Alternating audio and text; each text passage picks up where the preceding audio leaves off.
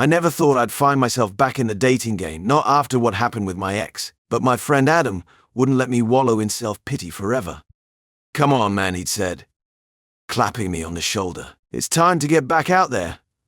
I know the perfect girl for you." I'd resisted at first, but Adam's persistence wore me down. That's how I found myself sitting across from Sophia at a cozy Italian restaurant, flanked by Adam and his girlfriend Katie.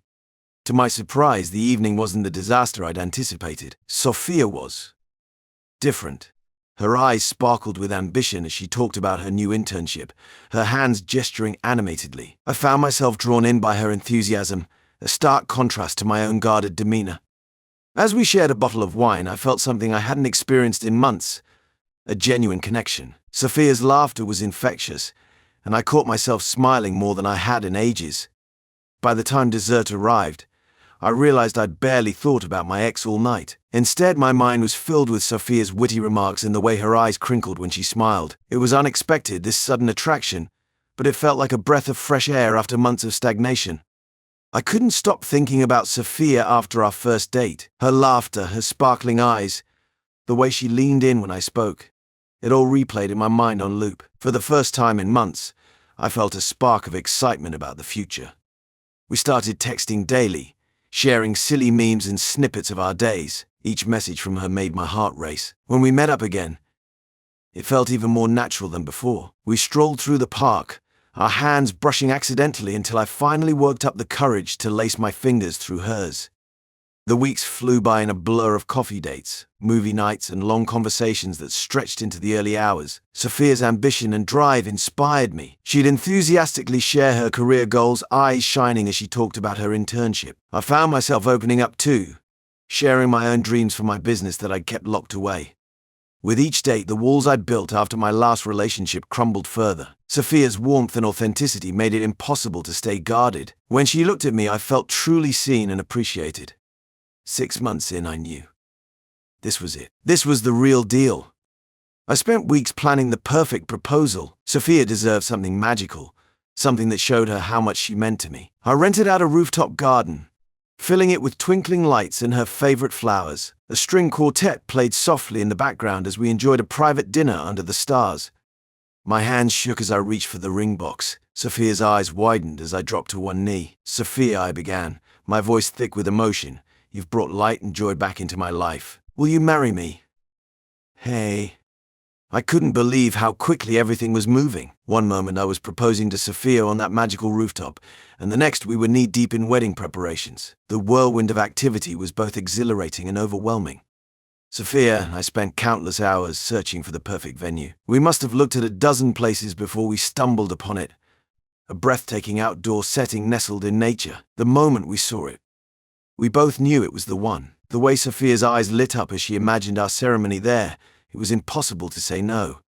I'll admit, I had initially pictured a more intimate affair, just close family and friends, nothing too extravagant. But Sophia had other ideas. She wanted a grand celebration, and I found myself swept up in her enthusiasm. Our families were over the moon, and their excitement was contagious. Before I knew it, our guest list had doubled, then tripled. "Are you sure about this?" I asked Sophia one night as we pored over seating charts. She looked up at me, her smile radiant. "Of course. This is our big day. Well, we should celebrate it with everyone we love." How could I argue with that? I pushed aside my reservations and threw myself into the planning. Flowers, catering, music, every detail demanded our attention. It was exhausting, but seeing Sophia's joy made it all worthwhile. As the big day drew closer, the pace became even more frantic. Suit fittings, last-minute RSVPs, final venue walkthroughs, it felt like we were racing against time. One evening, I was grabbing drinks with some friends when I overheard Sophia's bridesmaids discussing her upcoming bachelorette party. They were huddled in a corner, giggling and whispering excitedly. "It's going to be epic," one of them said. "Sophia won't know what hit her." Another chimed in, "I can't wait to see her face when the strippers show up." I froze, my glass halfway to my lips. Strippers! A knot formed in my stomach as I thought about Sophia surrounded by half-naked men. I tried to shake it off, reminding myself that it was just harmless fun. Sophia loved me, she'd chosen me. But the uneasy feeling lingered. Later that night, I casually brought it up to Sophia. So, your friends seem pretty excited about your bachelorette party. She grinned. Oh, you heard about that? They're being so secretive, I have no idea what they're planning. I hesitated, then forced a smile. Sounds like it'll be quite the night. Sophia must have sensed something in my tone, because she reached out and took my hand. Hey, it's just a bit of fun before the wedding. You know you're the only one for me, right? I nodded, pushing down the doubts that threatened to surface, of course. I trust you completely. The night of Sophia's bachelorette party, I tried not to think about it too much. I convinced myself to let go, trust her, right? Trust us. I stayed home, honestly, just trying to relax, but every now and then, my mind wandered to what might be happening. She'd reassured me it was harmless fun, and maybe 5 beers later, I convinced myself of that too. Hell, half the time I thought I was just paranoid because of what happened with my ex. Couldn't go down that path again, right? Not with Sophia. She was different. She had to be. But something gnawed at me when she came back the next day. It was subtle, a shift in energy. She was cheerful enough, but there was a kind of overcompensation in her tone. Not like guilt straight on, but more like she was trying so hard to appear unaffected. I didn't know what to make of it. Didn't push, though. We're all allowed to have fun. And weddings are a lot of pressure, I guessed, especially big, flashy ones like ours was shaping up to be. Few weeks went by, and I tried to bury those doubts, until Sophia dropped the bomb she was pregnant. I swear my heart nearly exploded out of my chest when she told me. I always wanted kids someday, but this was fast, real fast. Still, the moment hit me like some giant wave of pure joy. The thought of a little one running around us, building this family together, it just clicked. But that happiness, it didn't last long. I started to notice her reaction wasn't matching mine. Sure, she smiled, she hugged me, but there was something off. She couldn't look me in the eye for more than a second before glancing away, and her usual excitement had all but disappeared from her voice. Where was her usual enthusiasm? This was supposed to be a joyful time, wasn't it? I'd catch her, late at night, lying there with this blank stare toward the ceiling. She wasn't saying much, either like she'd retreat into her own head too often. I asked her once what was the matter, fully ready for her to open up. All I got was a weak, I'm just tired, who wouldn't be? The wedding was around the corner, and now pregnancy on top of it. I figured it just overwhelmed her, but somewhere deep inside, that instinct screamed that it was more than that. It wasn't until a few days later that Helen reached out to me. Her name popped up on my phone, and at first, I ignored it. I wasn't particularly close with her. She and Sophia were always closer, and she mostly stuck to Sophia's side whenever we were all hanging out. But when she texted me, we need to talk. Urgent. It's about Sophia, I paused. In my gut, I knew something was wrong. We set up a time to meet at some quiet corner of a coffee shop. The moment I saw Helen, I could tell she was wired with tension. She didn't beat around the bush. Straight up, she opened her phone, showing me photos. Her lips tightened while I stared at the screen. In them, I saw Sophia. In those stupid photos from the bachelorette party. No, it wasn't just the party. There she was, way too close with some stripper, kissing his neck. The bile rising in my throat burned. I just sat there, looking, replaying that night when she promised me it was all just a joke, that it was harmless. Every ounce of trust I had in her crumbled into ash inside of me. That's not the worst part. Helen dropped her voice to nearly a whisper, her face pale, staring down at her drink like the weight of what she'd just done was sinking in. She told me that Sophia had confessed to her days after. The baby.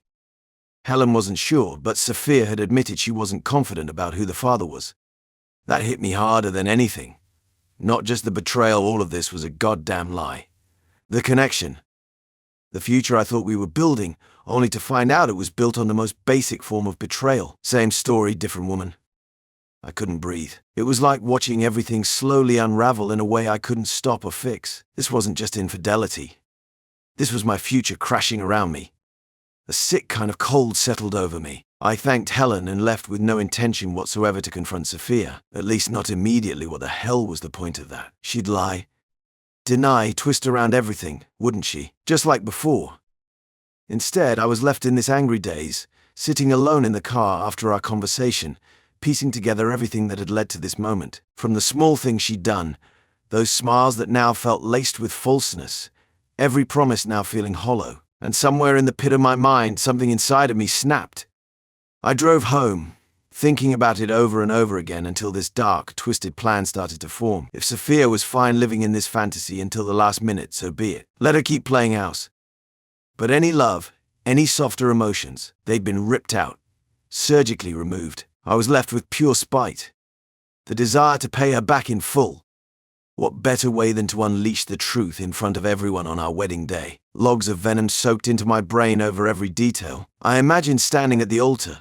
Everyone we cared about watching me expose her. Everything she built blown to dust. I'd let her carry the weight of her decisions through a burning field of humiliation, just like she'd humiliated me. Maybe that makes me bitter. Maybe it's beyond pathetic, but it felt like this was the only way to regain even a sliver of control. All the planning, the baby announcements, the wedding day she clearly craved, the perfect image that'd all shatter in seconds. I knew it hurt her the way she broke me. So, I waited. I stood in front of the mirror, adjusting my tie for what felt like the 100th time. My hands were shaking, but not from the usual pre-wedding jitters. No, this trembling came from a place of rage, of betrayal, of a pain so deep it threatened to consume me.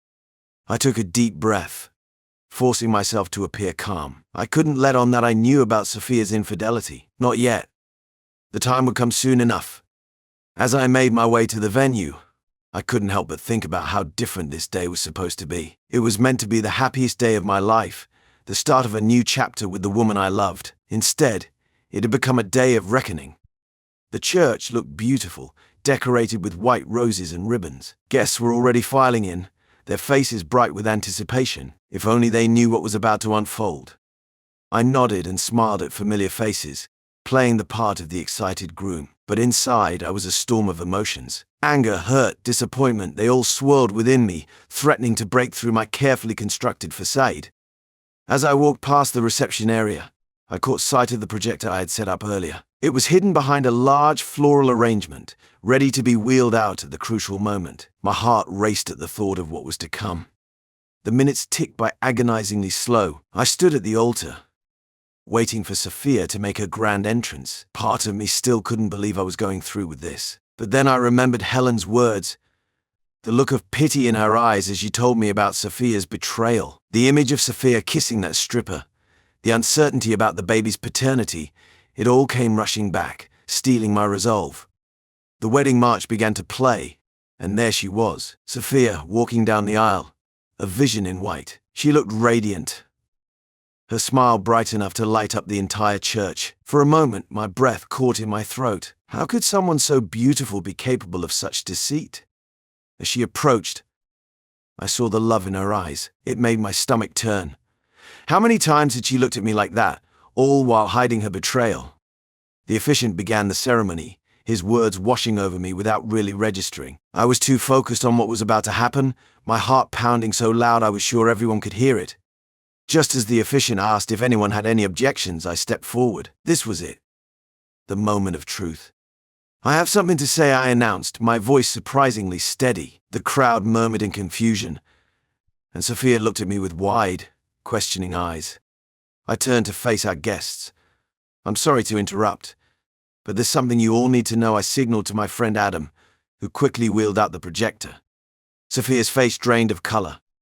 William, what are you doing? She whispered, panic creeping into her voice. I ignored her, focusing instead on the images now being projected onto the church wall. There she was, Sophia in her bachelorette party dress, locked in a passionate kiss with a muscular stripper. The timestamp clearly showed it was from 2 weeks ago. Gasps echoed through the church. I heard Sophia's mother let out a strangled cry. This isn't what it looks like, Sophia pleaded, grabbing my arm, but I shrugged her off, my anger finally breaking through. It's exactly what it looks like, I spat. You cheated on me, Sophia? 2 weeks before our wedding, and that's not even the worst part. One turned back to the stunned crowd. She's pregnant, and she's not sure if the baby is even mine. The silence that followed was deafening. Sophia had crumpled to the ground, her pristine white dress pooling around her as she sobbed uncontrollably. I looked out at the sea of shocked faces. I'm sorry you all had to witness this, but I couldn't go through with this marriage knowing what I know. Thank you for coming, but I'm afraid the wedding is off. With that, I turned and walked down the aisle, ignoring the chaos erupting behind me. Sophia's wails, the angry shouts of her family, the confused murmurs of the guests, it all faded away as I pushed open the church doors and stepped out into the sunlight. I got into my car and just drove, no destination in mind. The weight of what I'd just done started to settle in. I'd exposed Sophia's betrayal. Yes, but at what cost? The humiliation, the public spectacle, was it worth it? As I pulled into my driveway, a wave of exhaustion hit me. The anger that had fueled me for the past few days suddenly drained away, leaving behind a profound sadness. I stumbled into my house, barely making it to the couch before collapsing. I couldn't believe how quickly everything had fallen apart. The wedding, our future, my trust, all shattered in an instant. In the days following the disastrous ceremony, my phone buzzed incessantly with calls and messages from Sophia. I couldn't bring myself to look at them. One night, after a few too many drinks, curiosity got the better of me. I opened her latest text. "William, please. I made a terrible mistake. Let me explain. I love you." My stomach churned. I tossed the phone aside, the words blurring as tears welled up in my eyes. How could she claim to love me after what she'd done? More messages flooded in. It meant nothing. I was drunk and stupid. "The baby might be yours. We can work this out. Please don't throw away everything we had." Each plea felt like a knife twisting in my gut. I wanted to scream, to tell her how much she'd hurt me, but I knew engaging would only prolong the pain. With shaking hands, I blocked her number, then her email, then all her social media accounts. It felt like cutting off a limb, but I knew it was necessary for my own sanity. Weeks passed in a haze of sleepless nights and numbing days at work. I threw myself into projects, desperate for any distraction from the ache in my chest. One afternoon, I was grabbing coffee when I ran into Helen. She looked surprised to see me. "William, how are you holding up?" I managed a weak smile. "Taking it day by day. Thanks again for, telling me the truth." Helen nodded, her eyes filled with genuine concern. "I'm so sorry you had to go through that. No one deserves that kind of betrayal." We ended up talking for hours. Helen listened without judgment as I poured out my anger and hurt. For the first time since the wedding, I felt like someone truly understood. I couldn't shake the feeling of emptiness that had taken root in my chest since that disastrous wedding day. Months had passed, but the pain still felt raw, like an open wound refusing to heal. I'd thrown myself into work, hoping to drown out the memories of Sophia and what could have been. One afternoon, I was grabbing coffee at our usual spot when I overheard a conversation that made me freeze. "Did you hear about Sophia? Poor thing's really struggling with the baby." My hand tightened around the paper cup, coffee sloshing dangerously close to the rim. I hadn't heard Sophia's name in so long, and now here it was, thrust back into my life when I least expected it. "Yeah, I heard she's barely coping. Single motherhood isn't what she thought it'd be." I found myself lingering, soaking in every word despite my better judgment. Part of me wanted to feel vindicated, to revel in the fact that Sophia was facing consequences for her actions, but as I listened, I felt no satisfaction. Instead, a complex mix of emotions swirled within me: pity, sadness, and a lingering sense of what might have been. That night, I couldn't sleep. I tossed and turned, my mind a tornado of thoughts about Sophia, the baby, and the life we'd almost had together. In the dark of my bedroom, I realized that holding on to this anger and resentment was only hurting me. Sophia's struggles didn't make my pain any less real, but they also didn't bring me any peace. The next day, I met Helen for lunch. As always, her presence was a balm to my troubled mind. We'd grown closer in the months since the wedding fiasco, her unwavering support a lifeline I clung to in my darkest moments. "You seem distracted today," Helen said, her brow furrowing with concern. "Everything okay?" I took a deep breath, deciding to be honest. "I heard about Sophia yesterday. Apparently she's having a tough time with the baby." Helen's eyes widened slightly, but she remained silent, giving me space to continue. "I thought I'd feel, I don't know, vindicated maybe. But I don't. I just feel sad. For her, for the baby, for the whole situation." Helen reached across the table, her hand warm on mine. "That's because you're a good person, William. It's okay to feel conflicted about it." Her words washed over me, and I felt some of the tension in my shoulders release. "I think I'm ready to let it go," I said, surprising myself with the certainty in my voice. Not forget, but move on. Really move on this time. Helen's smile was like sunshine breaking through clouds. "I'm proud of you, William. That's a big step."